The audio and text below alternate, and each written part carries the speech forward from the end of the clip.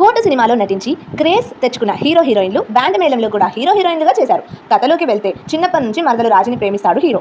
మరదలు 10th first క్లాస్లో pass అయితే హీరో మాత్రం ఫెయిల్ అవుతాడు. మ్యూజిక్ అంటే చాలా పిచ్చి. ఊర్లోనే బ్యాండ్ మేళం పెడతాడు. రాజు ఇంజనీరింగ్ పూర్తి చేస్తుంది, కానీ హీరోకి మాత్రం అంతగా చదవబోదు. హీరోయిన్ తండ్రి మరొకరితో హీరోయిన్కి పెళ్లి ఫిక్స్ చేస్తాడు, కానీ హీరోయిన్ మరొకరితో లేచిపోతుంది. ఈ విషయాన్ని హీరో తట్టుకోలేకపోతాడు. అలా రాజు ఎందుకు చేసింది అన్నది అసలు కథ. కోట సినిమా నటీనటులు ఈ సినిమాలో చేయడంతో సినిమాకు హైప్ వచ్చింది. హీరో హీరోయిన్ల పాత్రలు చిన్నప్పటి క్యారెక్టర్స్కి ఓకే, కానీ పెళ్లి విషయం వచ్చేసరికి సెట్ అవ్వలేదనిపించింది. చిన్నపిల్లలుగా అనిపిస్తారు. స్టోరీ రొటీన్ అవ్వడంతో కొత్తగా ఏమీ అనిపించదు.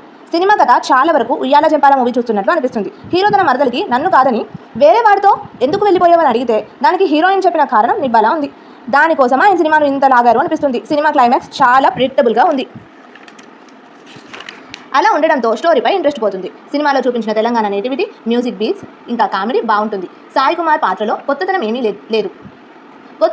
లేదు. తిప్పుకుంటున్నావు సాంగ్కి థియేటర్ దద్దరిల్లింది. సాంగ్ విజువల్స్ చాలా బాగున్నాయి. సినిమా ఎక్కువ భాగం అవుట్డోర్ షూట్ అవ్వడం వల్ల సన్నివేశాలు చాలా న్యాచురల్గా ఉన్నాయి. బ్యాండ్ మేళం అనుకున్నంత స్థాయిలో సౌండ్ చేయలేకపోయిందనే చెప్పాలి.